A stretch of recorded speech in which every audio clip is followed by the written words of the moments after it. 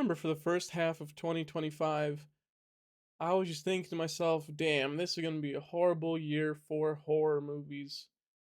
And Abraham's Boys was definitely one of those movies that helped with that opinion of mine. But thankfully, as the years gone on, it's been better and better and better after almost every damn horror movie I've seen this year. Just such a shame. This was such a miss.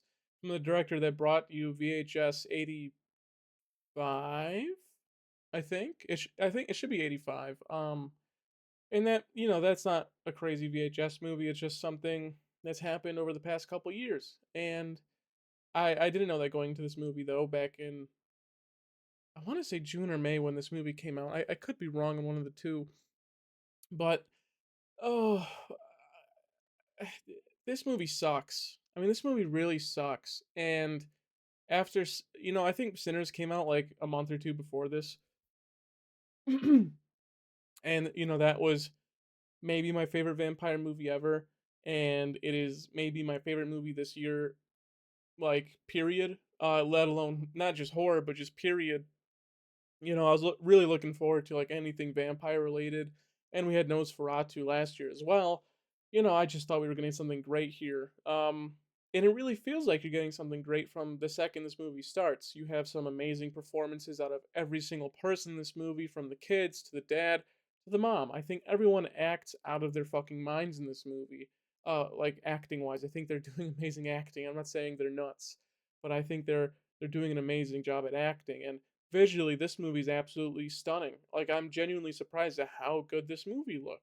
I mean, this movie had everything going for it. It just what went wrong. The story. Usually when you get these Dracula stories or vampire stories, it's pretty set in stone that there's vampires around, or there's going to be a vampire showing up or something of the sort. But instead, this feels more like an origin story, which is so weird. Because why do we need an origin story for someone who's been around for, I don't even know how many years. How long has vampires or Dracula been around for? Probably like forever, right? Even like the concept of like a bloodsucker was around forever, even before Dracula. So why do we need an origin story and one that is so fucking boring and paced horribly? This movie's only an hour and a half, if I remember correctly, and it feels like you're sitting in the theater for 2.5 hours. That shouldn't be a problem. If your movie is an hour and a half, it should not even feel like 2 hours unless it's really, really good. And something actually happens, but unfortunately, nothing happens in this movie, and everything is boring.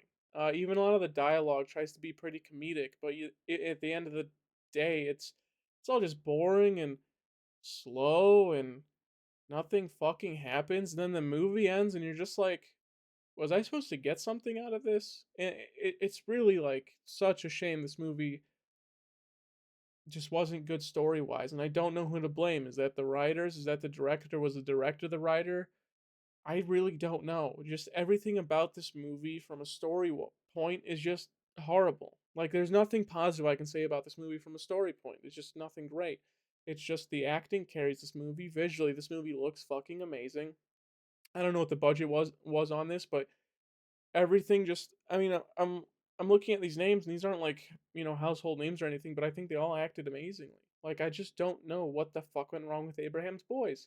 And how many creepy scenes do you get in this horror movie? One. I think you legit get one, and it's the scene where the mom's in the basement, and it's only the beginning shot you get of her being all creepy, and she looks like a vampire or a demon. And then after that, it just instantly goes away. You're not on your seat throughout the entire movie, so they can't blame the boring, slow pacing on that. There's absolutely no tension at all in this movie.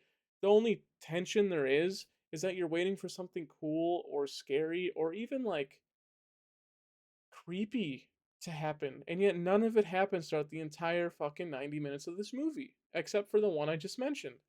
So yeah, Abraham's Boys, it's not new, but I assume people would like to see what horror movies have come out this year, and this might be one of the more popular ones on Letterboxd, considering the movies I've seen on the top of the popularity list for this year for Letterboxd, not too great, so this could be up there. I'm giving this movie a 3 out of 10. Why? There's nothing good about it. I was debating as I was talking about this to give it a 2 out of 10. Nah, but I thought that was too mean. I thought the acting was just way too good, and I thought visually, this movie is just way too great. I mean, there's just so much that this movie had for it, and unfortunately, the one thing it failed at was the most important part, which was a story that's supposed to keep the audience awake throughout the movie. Unfortunately, it does not. If you haven't seen Abraham's Boys, I don't recommend checking it out unless you just want to see a pretty good looking movie with some pretty good acting in it. Otherwise, you're in for a snooze fest.